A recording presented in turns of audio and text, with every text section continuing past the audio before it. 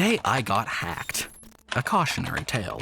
It was July 5th, a seemingly ordinary day until I received an email that would turn my life upside down. The email appeared to be from 8Fit, a legitimate fitness application team proposing a pre-roll partnership. Intrigued, I skimmed through their well-crafted message.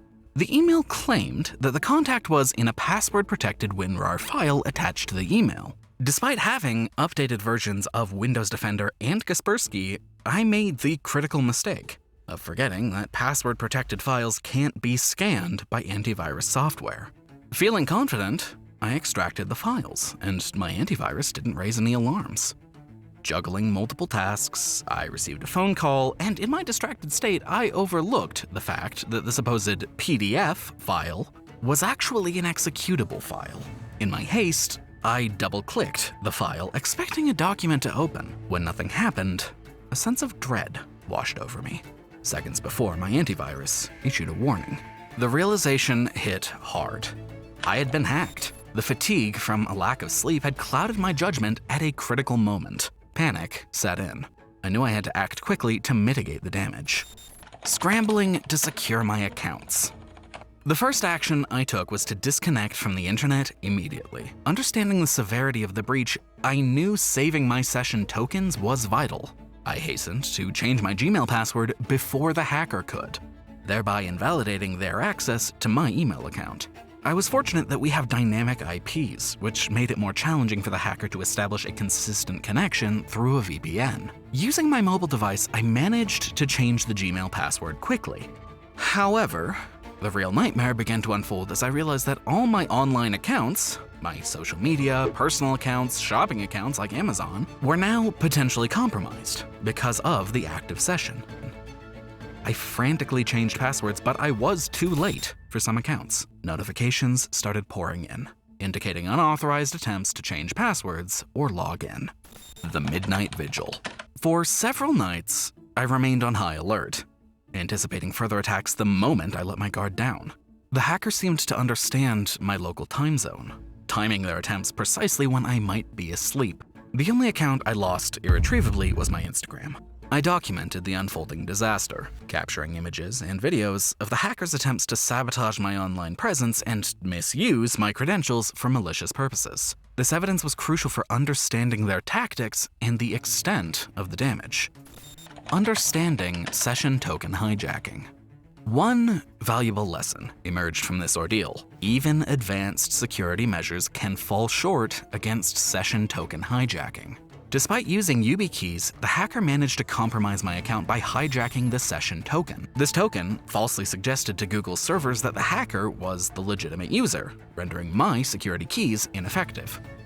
Session token hijacking is a sophisticated attack where the hacker intercepts the authentication cookies used during login sessions. These tokens verify your identity to a server, allowing uninterrupted access without repeatedly entering passwords. If a hacker captures this token, they can impersonate you regardless of physical security measures. Just note that the below security measures are totally useless in these situations. Enabling two-factor authentication, the hacker can remove it. Adding a recovery phone, the hacker can change it.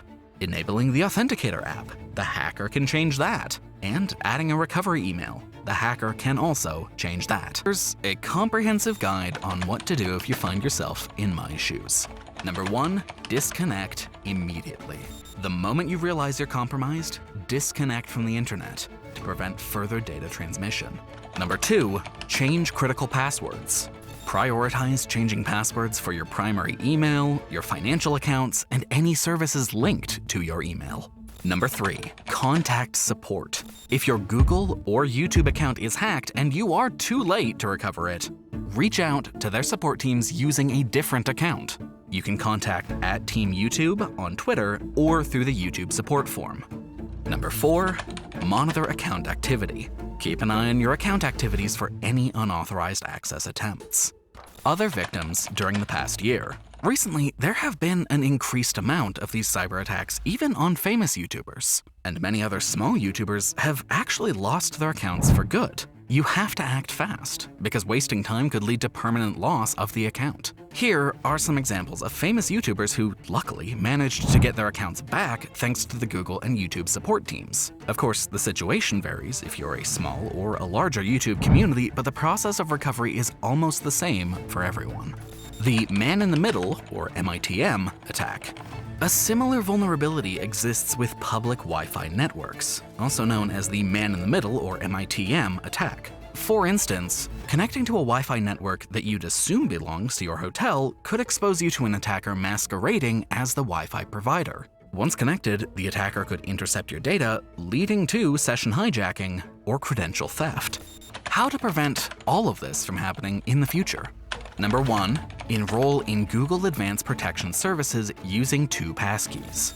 Number 2, using a different computer for checking emails that has no important session activity on the browser, such as logging into any social media or the main Gmail accounts. Just a simple, old laptop device with no important login history can save you from a lot of trouble.